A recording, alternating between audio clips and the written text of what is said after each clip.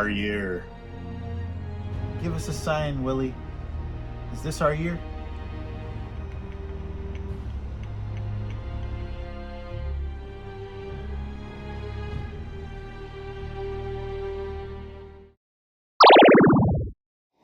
Hey guys, welcome to another episode of Maldo's Madness. Welcome back. Yeah, it's good to be back, and I don't know if you guys got the hint, but this time it's baseball. And we're going with the memorabilia. So Vic, tell me how you got into the baseball memorabilia. All right, so baseball was not my sport. I was always a football fanatic. I started playing football in middle school, played in high school and junior college. Baseball, my first year of actual organized baseball was my senior year in high school. I played senior Babe Ruth. After that, I didn't play any more hardball, but I played probably 15 years of softball. Being around the hobby of collecting sports memorabilia started with my football cards, and it pushed into baseball cards because they were also available when I was buying collections and also packs, sports cards at the time. This grew over the years, just finding stuff at all the different places you can think of. Sports card shows, antique shows, garage sales, flea markets, everywhere you can think of. It's really cool to see how this collection grew over time. Like I was always fascinated with like the looks of the baseballs and who signed what, you know. It's really cool to see a piece of history inside your hand rather than just like hearing word of mouth from somebody, you know, about some history of like baseball or some particular player. It's pretty cool. Yeah, I have always been a fan of the greats, you know, Willie Mays, Mickey Mantle, which pretty heavy in my collection. A lot of Mantle stuff I have, and Giants greats also. McCovey, I have Gaylord Perry, you know. Giants fan, true to the core, and win, lose, doesn't matter. We're gonna root them on no matter what. Yeah, no matter what, even if it isn't our season. Yeah, but the season's not over yet. That's right. That's right. That blue team is looking really good though. Yeah, starts with the D. Yeah, you know, the Dodgers. Yeah. They're really hot right now. And then as for the baseball bats, like what got you into the baseball bats, Vic? Well, they were something that just I happened to find one at a garage sale, and I started looking for the Hall of Fame baseball players facsimile signed bats, like Mickey Mantle's, you know. Yeah. This Mickey Mantle Little League bat. Also, this one, which was a stadium giveaway, Mickey Mantle Day, I'm sure, at Yankee Stadium. This is one Mickey Mantle. And this one here, a little bit rarer, I believe. It's a semi-pro Mickey Mantle. Yeah, you don't really see semi-pro with Mickey Mantle's name on it at the same time. And of course, we have the signed ball, which a friend of mine went to the National Card Show in San Francisco, and I wasn't able to go. I had to work. They got me a signed ball from Mickey. $22 back in the day is what this thing cost. And they got that signed for me. Also have the little statue, Mick. Yeah. And going back to the Mickey Mantle signed ball, I looked at it at the prices recently. For one that's certified, you know, COA or, you know, Beckett, it goes for around $1,600, which is pretty crazy.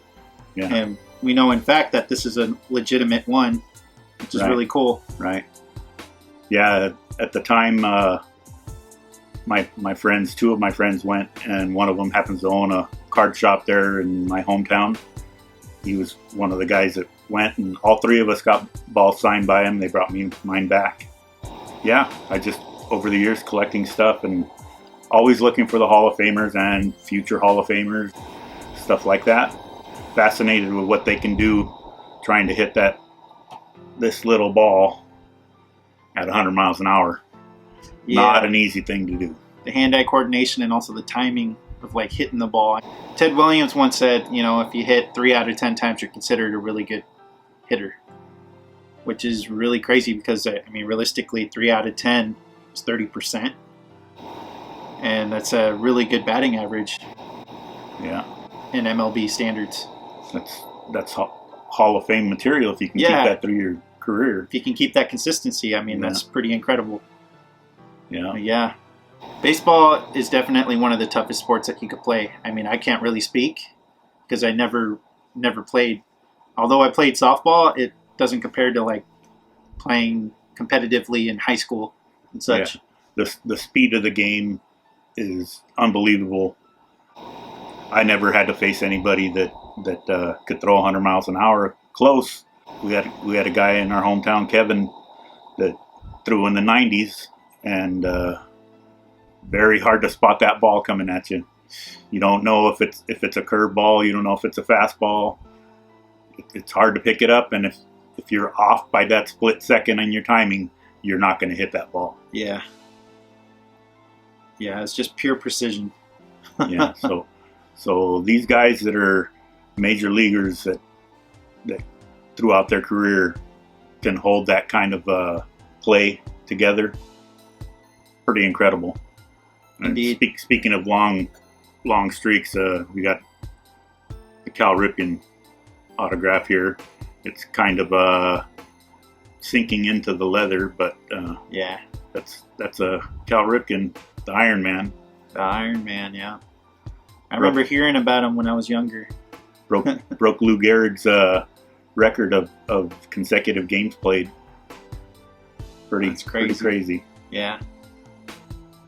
Staying healthy in like competitive sports is really tough, and just to hear the streaks, you know.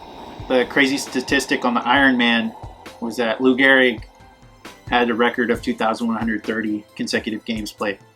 And then for Cal Ripken, what did he have, Vic? He took it to 2,632 consecutive games without missing a game. That's incredible. Yeah, I mean that's like superhuman. Like, you don't really hear about athletes doing that to this day because usually they kind of take some breaks, you know. Yeah, nowadays somebody has a sore muscle somewhere, they're taking a day off. You know, that will probably never be broken.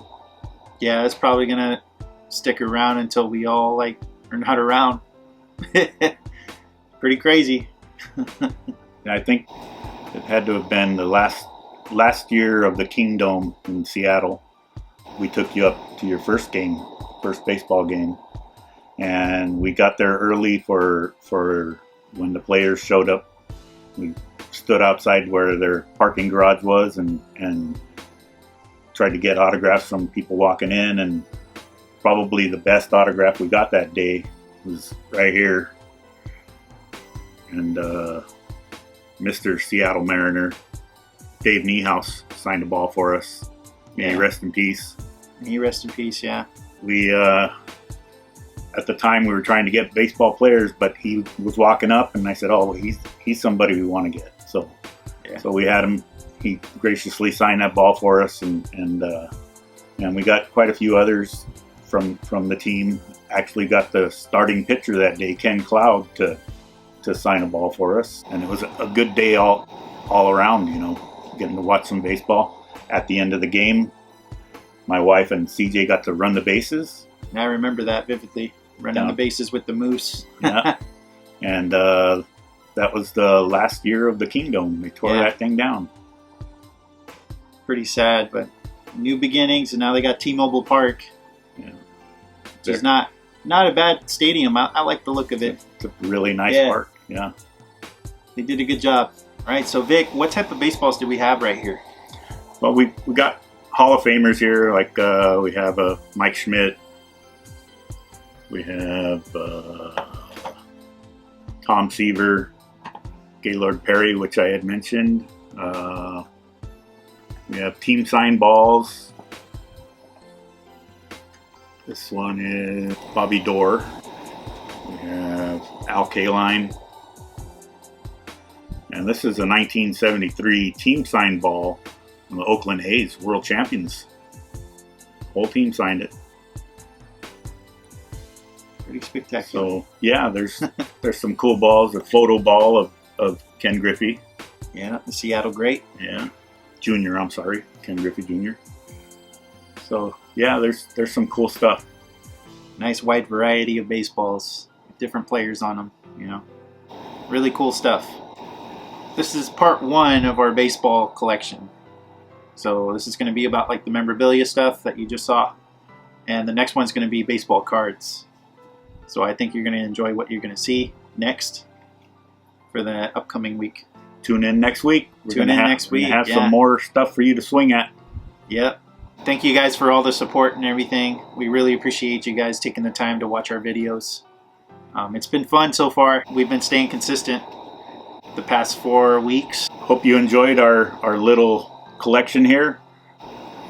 Tune in next week. Yeah, tune in next week. Thanks for watching, guys.